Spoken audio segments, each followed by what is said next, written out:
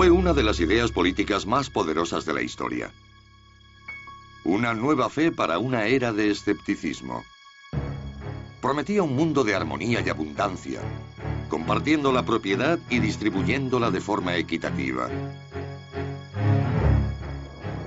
La idea se llamó socialismo y se difundió más lejos y rápido que ninguna religión de la historia. Pero entonces, en un abrir y cerrar de ojos, se vino abajo. ¿Qué ocurrió? En esta serie investigaremos el auge y la caída de una idea que cambió el mundo. Una idea que prometía un paraíso en la Tierra.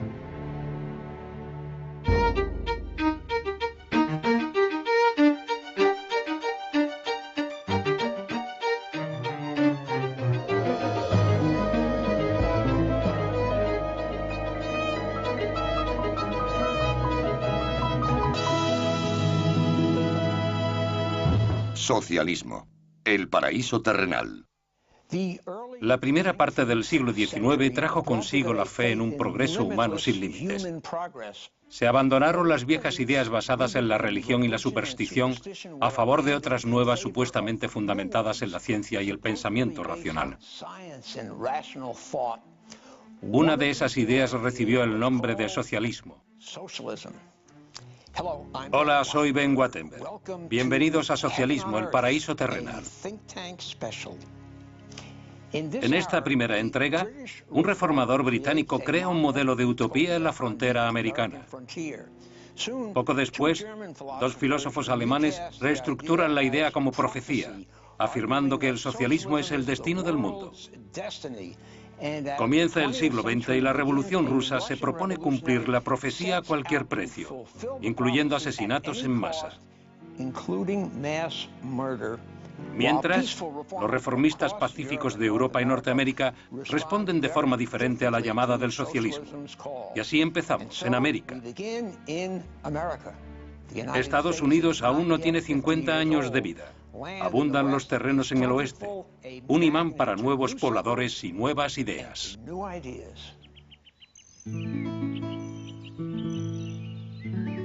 Indiana, 1825. A orillas del río Wabash se desarrollaba un gran experimento. Se llamó New Harmony y sería una comunidad de igualdad. Presagiaba una nueva forma de vida y con el tiempo, un nuevo mundo.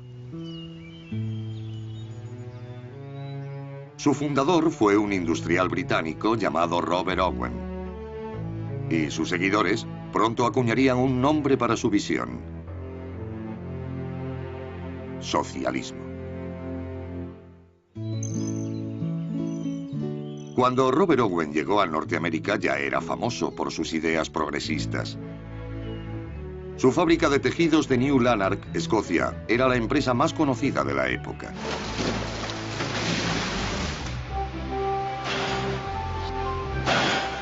Owen redujo la jornada laboral, restringió el trabajo infantil e incluso proporcionó bajas por enfermedad. No solo se preocupaba por cómo trabajaban sus 2000 empleados, también por cómo vivían. Todo aquel que viviera en sus propiedades en New Lanark debía hacerlo bajo sus reglas y eran muy concretas. ¿Con qué frecuencia sacar la basura o bañarse? ¿A qué hora debían llegar a casa por la noche? No podían emborracharse en público. Debían pasar tiempo con sus familias. Ese tipo de cosas. La educación era una pieza clave de las reformas de Owen. En vez de contratar a los hijos de sus empleados, les obligaba a ir al colegio. También creó el primer centro de preescolar del Reino Unido. Formaba parte de lo que llamó Instituto para la Formación del Carácter. Owen también desarrolló una teoría sobre la naturaleza humana, que se convertiría en una de las ideas fundamentales del socialismo. Resurgiría una y otra vez. Él pensaba que el carácter humano se podía moldear. Afirmó, la verdad más importante es que el carácter de un hombre está dirigido, y no por sí mismo. Pensaba que el hombre estaba determinado por su entorno y que empezando desde el nacimiento y educando a esos niños en un ambiente privilegiado, a través de la educación y la liberación del intelecto y el espíritu, se podía conseguir un carácter perfecto.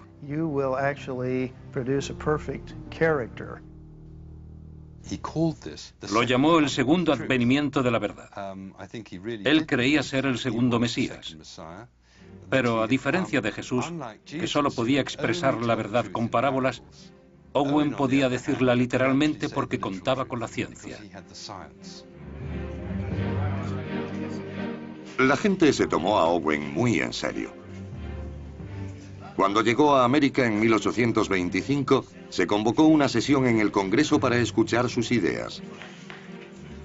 Ante una audiencia que incluía al presidente James Monroe y al futuro presidente John Quincy Adams, Owen anunció que había adquirido un pueblo en Indiana.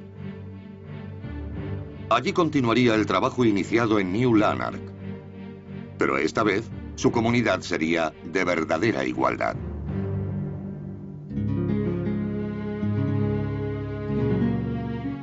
Harmony, en Indiana, había sido fundada una década antes como una comuna religiosa. Owen se la compró a George Rapp, el carismático líder de una secta de luteranos alemanes que se marcharon para seguir una de las visiones de Rapp.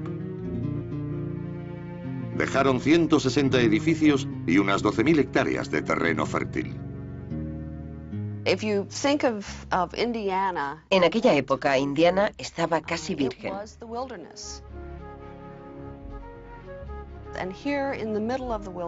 Y allí, en medio de la naturaleza, había una bonita población con casas de ladrillo y madera y una magnífica iglesia cruciforme en el centro. Era muy avanzada. Entonces se la llamó la Atenas del Oeste. El 27 de abril de 1825, Robert Owen dio la bienvenida a 800 personas a la ciudad que había rebautizado como New Harmony. Los intelectuales se sintieron especialmente atraídos por este lugar. El pueblo pronto se convirtió en centro del pensamiento progresivo y la experimentación. Había educación a todos los niveles, desde la infantil hasta la de adultos. Publicaban un periódico. Había naturalistas explorando el entorno de la ciudad. Escribían libros de ciencia natural para mostrar a la gente las maravillosas especies del Medio Oeste. Se daban conferencias sobre la igualdad de derechos para las mujeres y sobre la abolición de la esclavitud. Corrían los años 1827 y 1828. Para hacerlo coincidir con el 5º aniversario de la Declaración de Independencia en julio de 1826, Owen hizo público lo que veía como el siguiente paso en la liberación de la humanidad: la Declaración de la Independencia Mental. A partir de ese momento, proclamó, el hombre se liberaba de la trinidad de males responsables de todos los vicios y sufrimientos del mundo: la religión tradicional, el matrimonio convencional y la propiedad privada. El último era la clave. La idea de terminar con la propiedad privada animaría al socialismo durante los siguientes 150 años. I think that Robert Owen arrived slowly at the conclusion. Robert Owen llegó poco a poco a la conclusión de que la propiedad y el beneficio individual estaban minando las oportunidades de crear una nueva sociedad.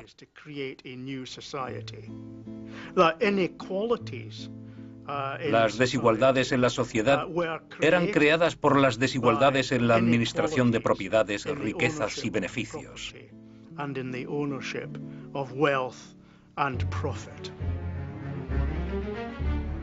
Owen no cedió sus propiedades a la comunidad, pero la gente empezó a vivir allí de forma gratuita. Todos los bienes se distribuían en el almacén del pueblo. No era el sistema más eficaz. Un miembro de New Harmony llamado Paul Brown escribió: Incluso las ensaladas eran depositadas en el almacén para repartirlas, dando 10.000 pasos innecesarios y haciendo que llegaran a la mesa en estado lamentable. Al poco tiempo, muchos miembros perdían entusiasmo por el experimento. Uno de los problemas de New Harmony fue que era un grupo grande de idealistas en un lugar aislado. Pasaban mucho tiempo pensando sobre el ideal de la comunidad perfecta. Al final, había muchos pensando y pocos trabajando. Nadie trabajaba. Al poco tiempo, las industrias que habían prosperado con los seguidores de George Rapp quebraban o cerraban.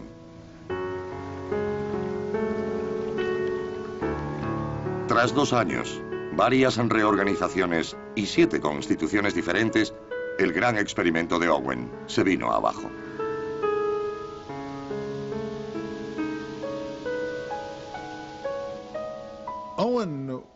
Owen tardó en asumir el fracaso de New Harmony. Durante meses, cuando la gente que lo rodeaba, incluidos sus hijos, le decía que todo se estaba desmoronando, no dejaba de decir que todo iba muy bien. Al final no pudo continuar con sus pretensiones porque la gente empezó a irse. Owen encontró una excusa culpando a la gente que llegó a New Harmony de ser material humano pobre para su experimento. El hijo de Owen, Robert Dale, permaneció en New Harmony tras su declive. Tenía un concepto diferente del experimento de su padre. Escribió: todo esquema de cooperativa que proporcione igual remuneración al hábil y trabajador que al ignorante y ocioso debe labrarse su propia ruina por su injusto plan. Eliminará necesariamente a los miembros valiosos y se quedarán solo los imprevisores, los no cualificados y los malos.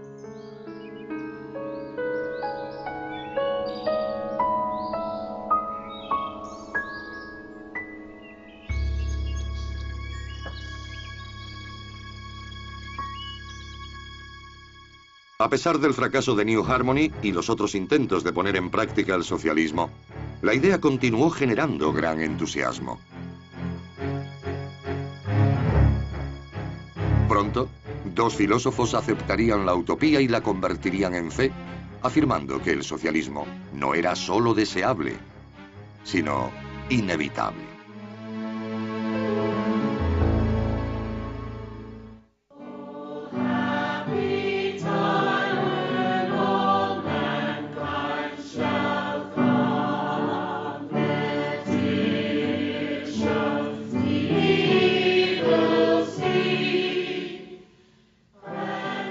En Inglaterra, Robert Owen y sus seguidores estaban construyendo lugares de reunión para los fieles socialistas. Los llamaron salas de ciencia. Cada semana miles de partidarios del nuevo mundo moral de Owen llegaban allí buscando inspiración. Aunque proclamaban de corazón su desprecio por todo tipo de religiones, se reunían allí todos los domingos con sus familias. Pero no le llamaban misas. Le llamaban reuniones.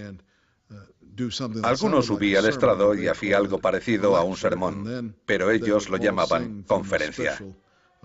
Después cantaban con un libro de himnos socialistas, pero no cantaban sobre Dios y la bondad, sino sobre la igualdad y la hermandad. En 1843, la congregación de Manchester incluía a un periodista alemán de 22 años llamado Friedrich Engels. Para un joven que se rebelaba contra la fe de sus padres, las reuniones tenían un gran atractivo. Engels era un rebelde. Sería el típico joven miembro de una fraternidad. Le interesaba el ejército, los deportes. Le encantaban los pubs, las mujeres. Pero también era un intelectual. Era el tipo de persona que enseguida se reconoce como un líder, como alguien que congrega gente a su alrededor. En Alemania, Engels se reunía con los radicales. y su padre quería alejarlo de la mala influencia de sus amigos. Se le ocurrió enviarlo a Inglaterra, a Manchester, donde el negocio familiar tenía una sucursal. Y Fred accedió. Pero su padre no sabía que su hijo y sus amigos radicales habían llegado a la conclusión de que la revolución iba a estallar en Inglaterra y Fred quería estar allí para tomar parte en la acción.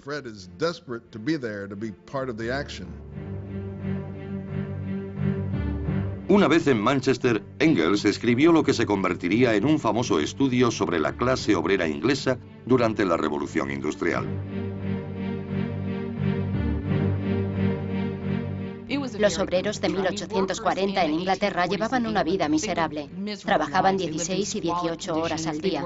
Vivían en condiciones infrahumanas. Proliferaban las enfermedades. Las condiciones de vida estaban muy por debajo de lo que se esperaría incluso en países subdesarrollados. El trabajo infantil estaba a la orden del día. Fue una época lamentable. Engels veía que la clase obrera vivía de forma miserable y al mismo tiempo imaginaba su salvación si la historia proporcionaba un campo de cultivo para la revolución.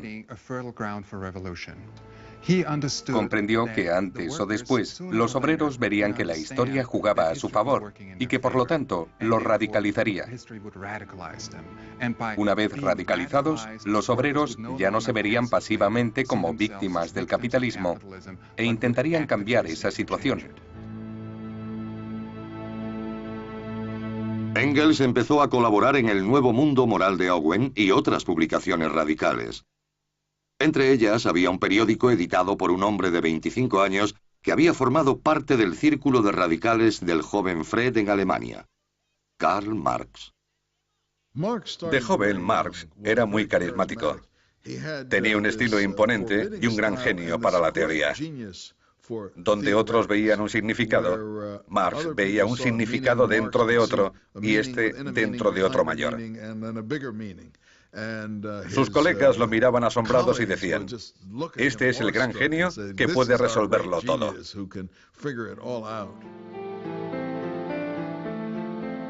A Marx no le interesaban demasiado las ideas de sus colegas. Pero uno de los artículos de Engels llamó su atención. Los dos hombres empezaron a cartearse y en el verano de 1844 decidieron encontrarse en París. Fue el principio de una de las amistades más fructíferas, intelectualmente hablando, de la historia. Marx era el profeta. Su personalidad y su naturaleza lo convertían en una figura exuberante y carismática. Engels admiraba sus ideas.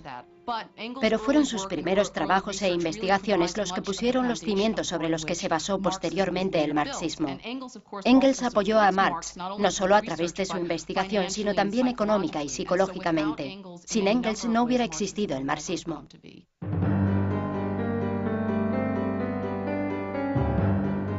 En enero de 1848, estudiantes y obreros tomaron las calles de Palermo. En febrero, la revuelta se había extendido a París. Pronto 50 levantamientos conmocionaban el continente europeo desde Rusia hasta el Canal de la Mancha. Marx y Engels volvieron a Alemania para unirse a las barricadas. Acababan de terminar de escribir un programa para la organización obrera con base en Londres. El panfleto acabaría conociéndose como el Manifiesto Comunista. La aparición del manifiesto quedaría unida para siempre a la revolución, añadiéndole su aura. Pronto, el mundo conocería una sencilla premisa del marxismo, que la historia de todas las sociedades existentes hasta ese momento era la historia de la lucha de clases. Para Marx y Engels, la esencia del sistema capitalista era la explotación. Como ellos lo veían, los obreros eran los que hacían los productos que salían de las fábricas, pero los capitalistas eran los que se llevaban todos los beneficios. Ellos hablaban de los medios de producción, el término marxista para la maquinaria y las fábricas. Eso era muy injusto. El único modo de rectificar era que los obreros se unieran y arrebataran las fábricas a los capitalistas para poder quedarse con el beneficio de los productos que ellos creaban. El Manifiesto Comunista predijo que mientras el capitalismo progresara, La clase obrera sería cada vez mayor y más pobre, tanto que la revolución sería inevitable. El resultado sería el socialismo, un nuevo estado obrero donde la gente contribuyera según su capacidad y recibiera según sus necesidades. Con el tiempo, el gobierno mismo sería innecesario y daría paso a una nueva sociedad sin patria, a la que Marx y Engels llamaron comunismo.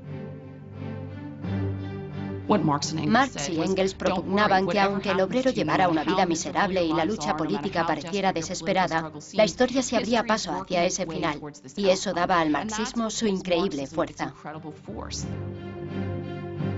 Muchos socialistas aceptaron el argumento.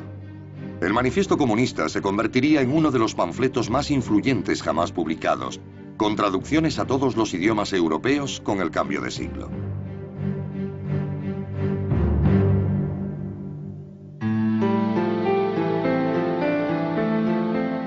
Pero el manifiesto era solo un resumen. Marx se puso a trabajar en un volumen que explicara una teoría completa del socialismo. En 1851, Marx escribió a Engels que esperaba terminarlo en 5 semanas. Pero 5 semanas se convirtieron en 5 años, otros 5 y después 5 más. Mientras, Marx dependía económicamente de Engels. La única vez que Marx consiguió un trabajo fue como corresponsal del New York Tribune, pero no hablaba inglés, por lo que no podía escribir los artículos en ese idioma. Engels sí lo hablaba, así que hizo de negro de Marx un buen número de años, hasta que alcanzó el nivel necesario para escribirlos él mismo. Marx tardó casi 20 años en terminar su obra maestra. En 1867 acabó el primer volumen de El Capital, prometiéndole más volúmenes. El libro pronto sería aclamado como un gran avance en el pensamiento político y económico. En el desarrollo científico de la época, y hablamos del siglo XIX, Marx había logrado, al menos para muchos socialistas, lo que Darwin había conseguido en la biología. Había puesto al descubierto las leyes económicas que regían el capitalismo. Y en ese sentido, había desvelado el motor de la historia, el desarrollo económico.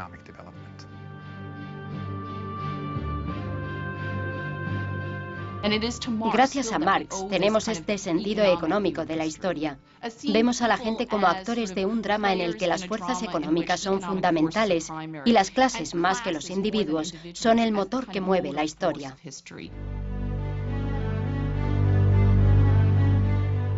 Engels sobrevivió 12 años a Marx. Gracias en gran parte a su trabajo de relaciones públicas, el marxismo se extendió a los movimientos obreros de Alemania y de toda Europa. Pero cuando Engels murió en 1895, los socialistas más perspicaces empezaron a ver grietas en la doctrina marxista. A finales del siglo XIX, la teoría marxista tenía ya 50 años. Pero no se hacía realidad. Los obreros no eran más pobres y no llegaba la revolución. Había dos opciones: estar con los obreros, olvidarse de la revolución e intentar mejorar las cosas, o querer una revolución que les diera una nueva y gloriosa sociedad. Si los obreros no querían hacer la revolución, ya encontrarían a otros que la hicieran.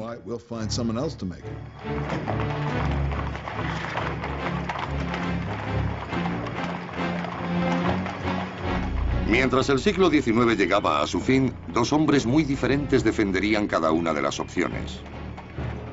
El movimiento se dividiría en dos.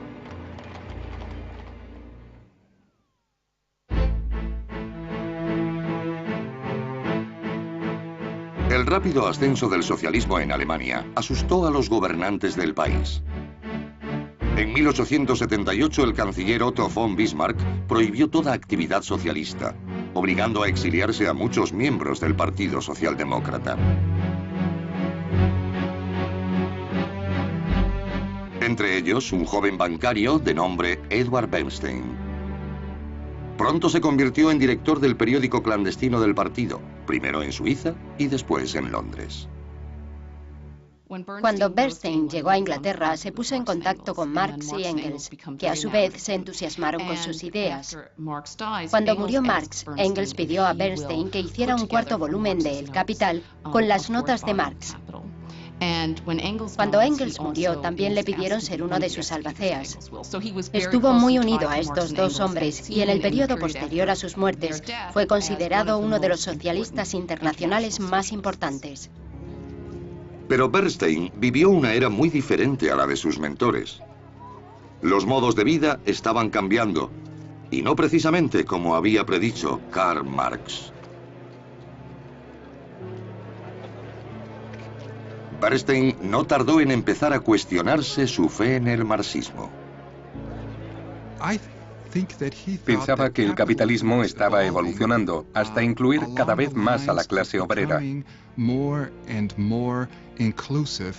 Tenía pruebas empíricas que demostraban que la clase obrera no era cada vez más pobre. Por lo tanto, demostró que la visión marxista estaba equivocada en algo.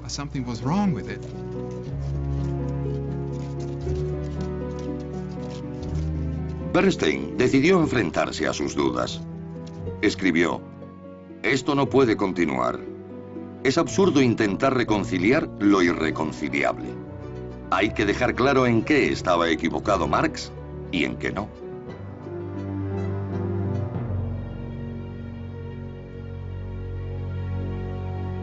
La crítica de Bernstein empezó a ser conocida como revisionismo y provocó un debate urgente entre socialistas de todo el mundo. Bernstein decía, lo que se entiende normalmente como el objetivo final del socialismo no es nada para mí, el movimiento lo es todo. Eso provocó consternación en el partido, porque la gente pensaba que Bernstein había renunciado a su gran objetivo, y ese gran objetivo, tal como lo conocemos, era el fracaso del capitalismo. A Bernstein ya no le interesaba o no creía en la caída del capitalismo. En tal caso se podría decir que ya no era un socialista marxista. Era como si el Papa de Roma ya no fuera católico.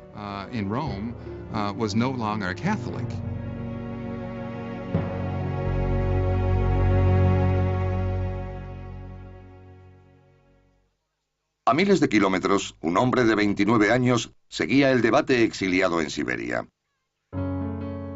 Su respuesta a las críticas de Bernstein cambiaría para siempre la faz del socialismo. Su nombre, Vladimir Ilyich Ulyanov, más conocido por su nombre de guerra, Lenin.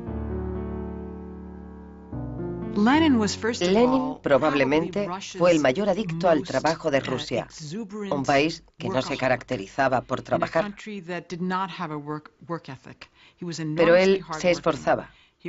Era muy inteligente. Tenía una gran confianza en sí mismo y creía saber a ciencia cierta lo que era bueno para todo el mundo, y en especial para el futuro de su país.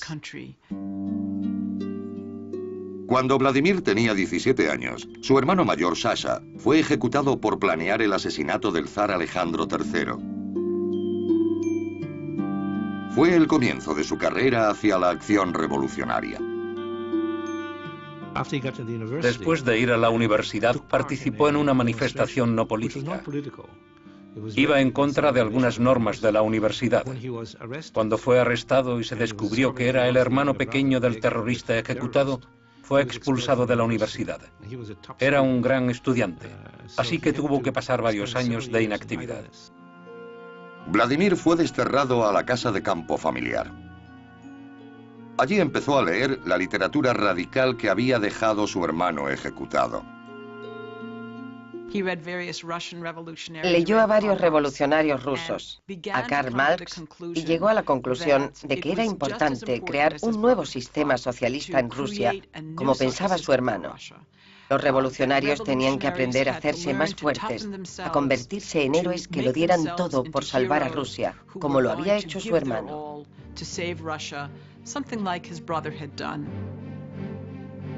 La actividad revolucionaria de Vladimir le llevaría a tener más problemas con la ley.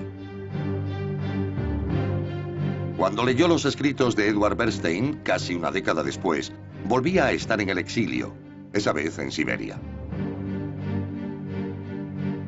Su vida giraría entonces en torno a un solo objetivo: la revolución.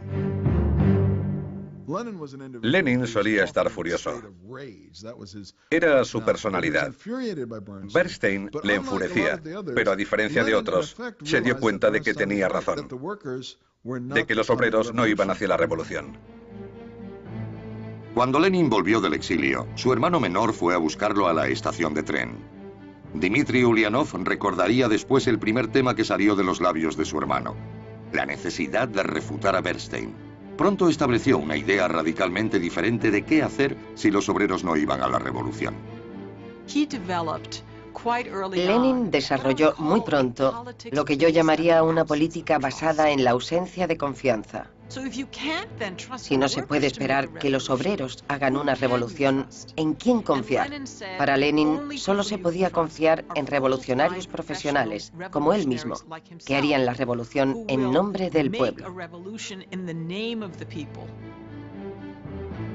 Lenin se dijo: al diablo con los obreros, la revolución lo es todo. Pero no fue tan honesto. No dijo al diablo con los obreros, sino: tendremos que descubrir la vanguardia de los obreros, del proletariado. Seremos mis camaradas y yo, y nosotros haremos la revolución para los obreros. Para Lenin era más que una teoría.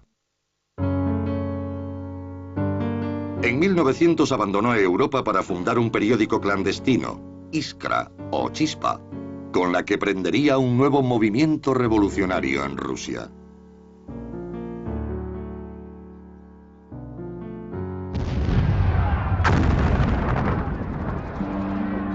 En el verano de 1914, 50 años de paz en Europa llegaban a un sangriento final. Todo el continente se vería envuelto en el conflicto más violento que el mundo haya visto. La Gran Guerra golpeó a Rusia con especial dureza. Hubo una crisis en el transporte, inflación. En las ciudades del norte, especialmente en la capital, San Petersburgo, había escasez de alimentos y combustible. Fue un invierno muy duro. A principios de 1917, el suelo se desmoronaba bajo el régimen zarista. Mientras las tropas rusas luchaban contra Alemania en el oeste, las huelgas y protestas se extendían por todo el país. En Petrogrado se amotinó un grupo de soldados. Fue el principio de lo que se conocería como la Revolución de Febrero. Para evitar un levantamiento similar en el frente, el zar abdicó del trono. El poder cayó en manos de un gobierno liberal provisional. Hubo una especie de caos y anarquía que se extendió rápidamente en Rusia después de la Revolución de Febrero, después de la abdicación del zar.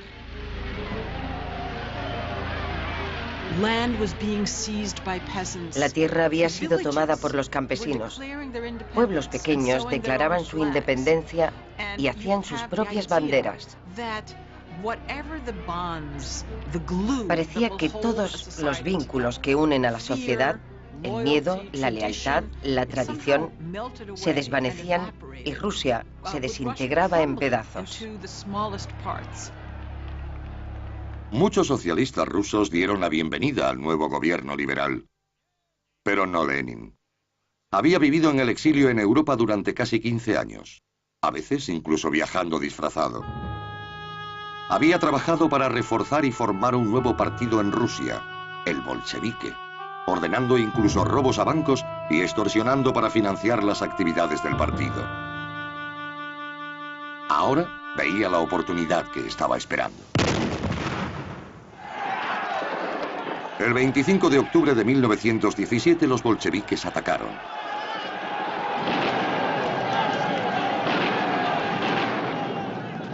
Esta es una reconstrucción soviética del asalto de los hombres de Lenin al Palacio de Invierno de San Petersburgo. En realidad, la revolución fue mucho menos dramática. El gobierno provisional entregó el poder sin apenas derramamiento de sangre. Pocos esperaban que el nuevo régimen estuviera más tiempo en el poder que el anterior.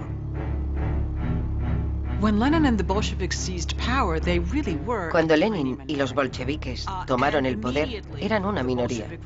Casi inmediatamente, el régimen bolchevique se vio envuelto en una guerra civil que ganó militarmente, pero que también ganó porque los bolcheviques habían usado bien la propaganda para conquistar lo que hoy podríamos llamar los corazones y mentes del pueblo ruso.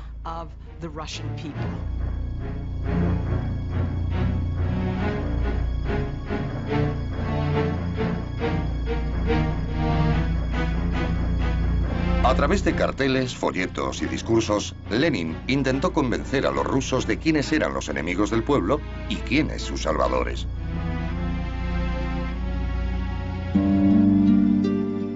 Pero Lenin no se quedó en la propaganda. Los enemigos del pueblo recibieron su merecido, incluidos sacerdotes, agricultores ricos y oponentes políticos. Lenin comenzó con Nicolás II, el último zar de Rusia. Él, su esposa, sus 5 hijos, su médico, sus criados, todos fueron asesinados. Después mutilaron los cuerpos y los quemaron. Los restos fueron enterrados en una fosa que se descubrió hace pocos años. Después, en agosto de 1918, un revolucionario que creyó que Lenin había traicionado a los rusos le disparó hiriéndolo casi mortalmente. Lenin y sus secuaces decidieron llevar a cabo el terror rojo. Fue algo terrible. Sacaron a mucha gente de prisión, entre ellos a presos políticos, que no habían sido juzgados y que no habían hecho nada contra los bolcheviques, y los fusilaron. Aquella noche mataron a cientos de personas.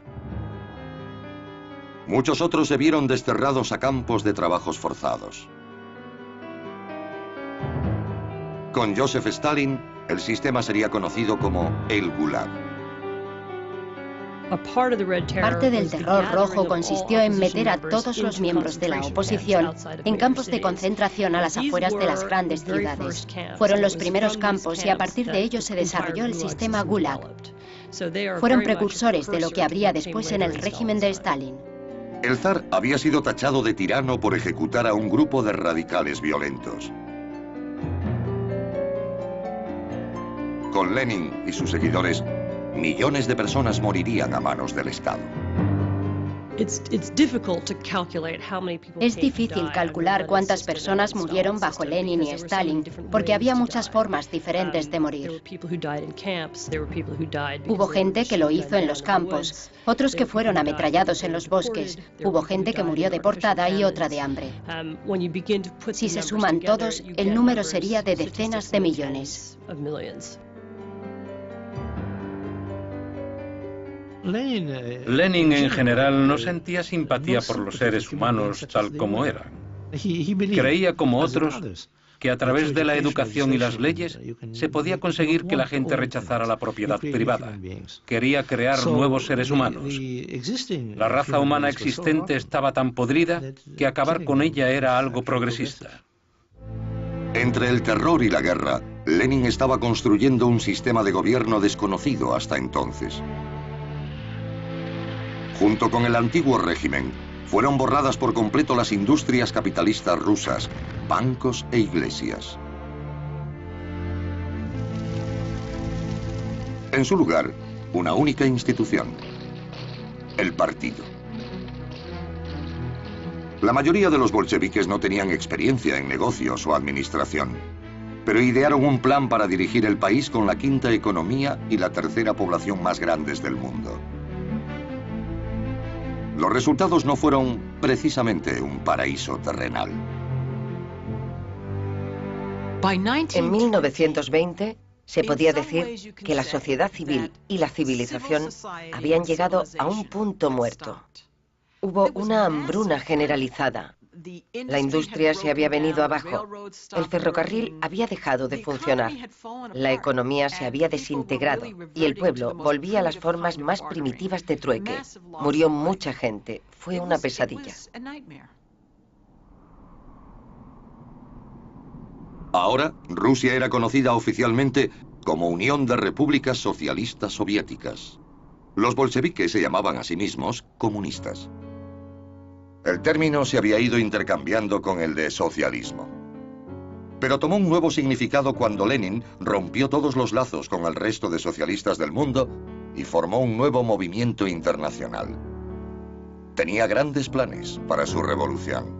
Lenin dijo más de una vez que no creía que la revolución quedara confinada a Rusia. La revolución tenía que extenderse, tenía que llegar a los países industrializados de Occidente, primero a Alemania y Gran Bretaña, y después a Estados Unidos. En el esquema marxista de las cosas, la primera nación que había que transformar era el país capitalista más avanzado del mundo. Y ese era Estados Unidos. Pero, irónicamente, el socialismo nunca consiguió la misma popularidad en Norteamérica que en otros países. Básicamente porque su principal destinatario, la clase obrera, los sindicatos, no lo aceptaban. Lucharon por ello un tiempo y después lo rechazaron. En Norteamérica, la división entre sindicatos y socialistas se remonta a los comienzos del movimiento obrero organizado a finales del siglo XIX. Incitados por Marx y Engels, los movimientos obreros de toda Europa empezaron a cobrar fuerza, y la mayoría adoptó el socialismo como filosofía a seguir. Los obreros también se organizaron en Norteamérica, pero ellos escogerían un camino diferente, liderados por un fabricante de puros llamado Samuel Gompers. La ironía sobre Sam Gompers era que se trataba de un marxista que formó un sindicato antimarxista.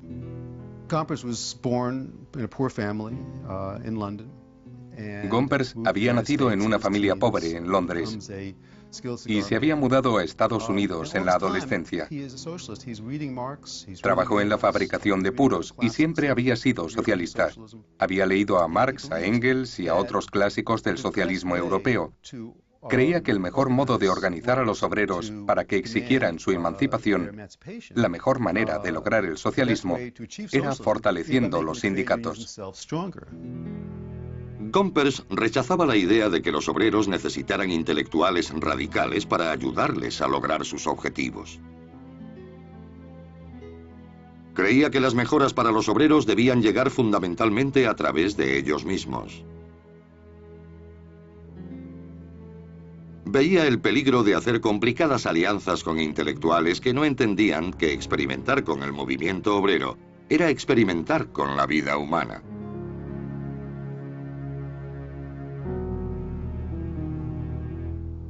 Gompers y sus aliados apoyaron algo llamado sindicalismo puro y simple. Significaba usar las huelgas y boicots para luchar por un mejor salario y beneficios, en vez de acciones políticas para crear un nuevo sistema.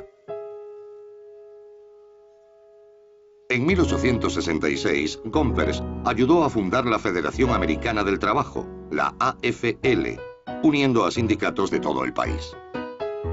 Como primer presidente de la AFL, su salario sería menor del que conseguía haciendo puros.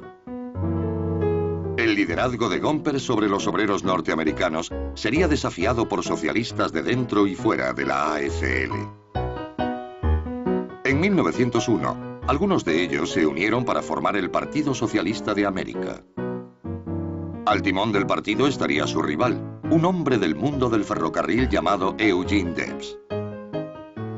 Debs es un personaje fascinante porque es uno de los candidatos perennes que se presentó 5 veces a la presidencia por el Partido Socialista. En 1916 consiguió su mayor éxito, un escaso 6% de los votos, pero era una figura muy popular y carismática, mucho más que Gompers.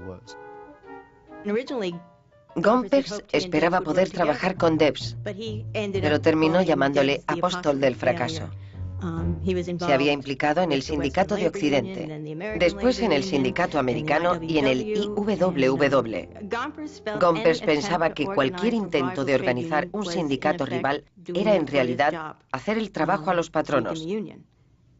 porque habría sindicatos enfrentados.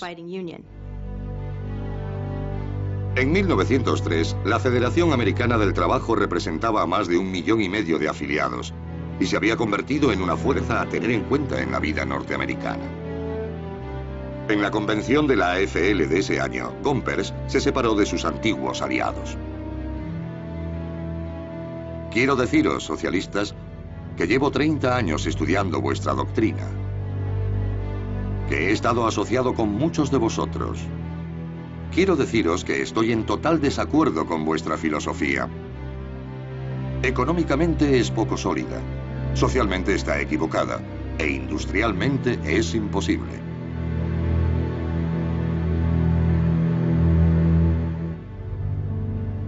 A pesar de la oposición de Gompers, el Partido Socialista continuó cobrando fuerza. Sorprendentemente, el partido consiguió más apoyo entre los campesinos que entre los obreros de la industria. Uno de los mayores centros de apoyo al socialismo fue Oklahoma. Eugene Debs consiguió más del 16% de los votos aquí en 1912. Pero la entrada del país en la Primera Guerra Mundial significó un momento crucial para el partido. En la Primera Guerra Mundial, los socialistas de todo el mundo tuvieron que decidir si apoyaban en la guerra a sus países o a la Fraternidad Socialista Internacional, oponiéndose a la guerra entre obreros. Y el Partido Socialista Norteamericano, a diferencia de los partidos europeos, decidió oponerse al gobierno americano y a la Primera Guerra Mundial. Y la mayoría de los sindicalistas, con Gompers a la cabeza, apoyaron la guerra. Los socialistas más moderados abandonaron el partido y trabajaron con Gompers en la AFL. Los más radicales hablaron en contra de la guerra y fueron arrestados. Eugene Debs fue detenido en 1918 y condenado a 10 años de cárcel. Cuando salió en 1921, cuando fue indultado, el Partido Socialista era un pequeño reducto. El partido nunca recuperó su fuerza previa a la guerra, ni siquiera durante la Gran Depresión. Gompers y la Federación Americana del Trabajo, la AFL-CIO, habían conseguido ser la principal voz de los obreros americanos.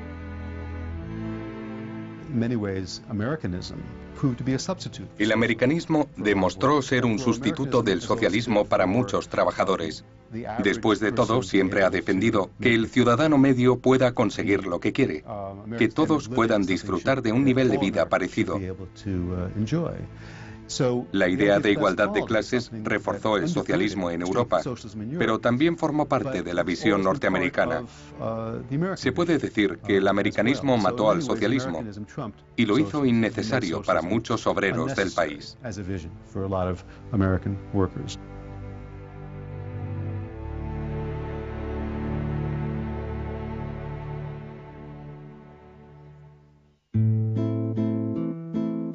Pero el socialismo encontraría su hueco en Norteamérica. Cuando el Partido Socialista desapareció de la escena política de Estados Unidos, algunos de los agricultores que habían acogido sus ideales llevarían su política al norte, a Canadá. Hoy los estadounidenses piensan en Canadá como un lugar más radical y más socialista. La ironía es que los primeros políticos socialistas canadienses, los primeros intelectuales, eran de allí. La gente ha olvidado eso. El socialismo del que se habla en Canadá fue importado de Estados Unidos. Entre 1898 y 1915, casi 1 millón de personas emigraron de Estados Unidos a Canadá. Atraídos por tierras baratas, la mayoría se estableció en las provincias del occidente canadiense de Alberta, Saskatchewan y Manitoba, la última frontera de Norteamérica. Llevaron sus conocimientos para vivir de la tierra y una serie de convicciones políticas enraizadas en la experiencia. Los agricultores de las praderas de Canadá y de las grandes llanuras de Estados Unidos sufrieron los mismos problemas en la última parte del siglo XIX. Se sentían extorsionados por los ferrocarriles y por los banqueros. Pensaban que las condiciones del mercado iban contra ellos. En vez de verlo como fuerzas impersonales, lo tomaron como algo personal y vieron a los banqueros, a los hombres del ferrocarril y a los abogados como su enemigo. Con el cambio de siglo, la forma de protestar consistía en pedir la nacionalización de las cosas. Como las instituciones se resistían, el movimiento lógico era la radicalización. En Canadá se radicalizaron de la misma forma y con la misma gente y organizaciones que en Estados Unidos. Debemos enfatizar que estas organizaciones no empezaron en Canadá, sino en Estados Unidos.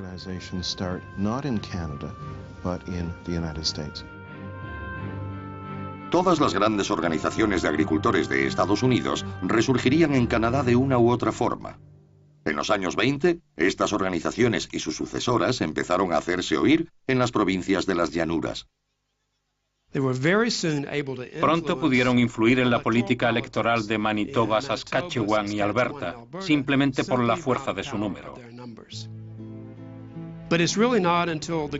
Cuando se notó la Gran Depresión en las llanuras en los años 20, no en los 30, con la sequía y la caída del mercado del trigo, los agricultores empezaron a pensar en formar su propia fuerza política independiente. En 1932 surgió un nuevo partido político de una conferencia en Saskatchewan, la Federación Cooperativa de la Commonwealth, la CCF.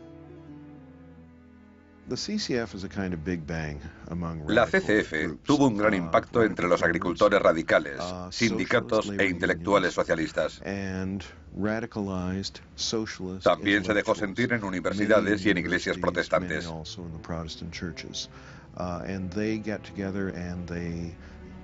Todos se unieron y escribieron un programa que llamaba la socialización de los medios de producción y de las finanzas.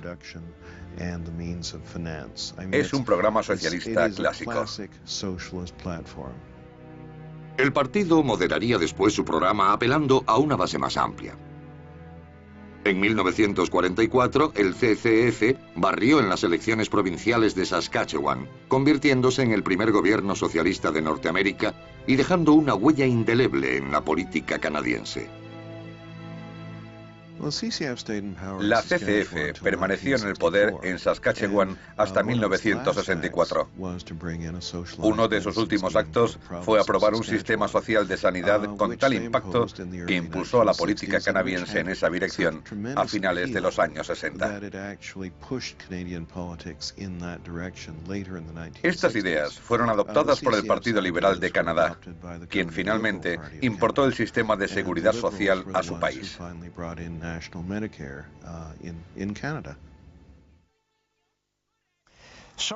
El socialismo encontró más partidarios en Canadá que en Estados Unidos. En 1962, el CCF se convirtió en el nuevo Partido Democrático. Sigue siendo socialista en sus convicciones y una fuerza importante en la política canadiense. En Norteamérica, algunas de las ideas propugnadas por los socialistas encontraron su hueco en la corriente dominante. Ideas como el seguro de desempleo, la seguridad social y la jornada laboral de 8 horas. Pero el socialismo en sí mismo nunca tuvo éxito. No se pierdan el segundo episodio de Socialismo, el paraíso terrenal. Gracias, soy Ben Wattenberg. En el siguiente capítulo, de China a Gran Bretaña, de Israel a África, una nueva generación de líderes da vida a visiones radicalmente diversas, mientras el socialismo llega al poder por todo el mundo.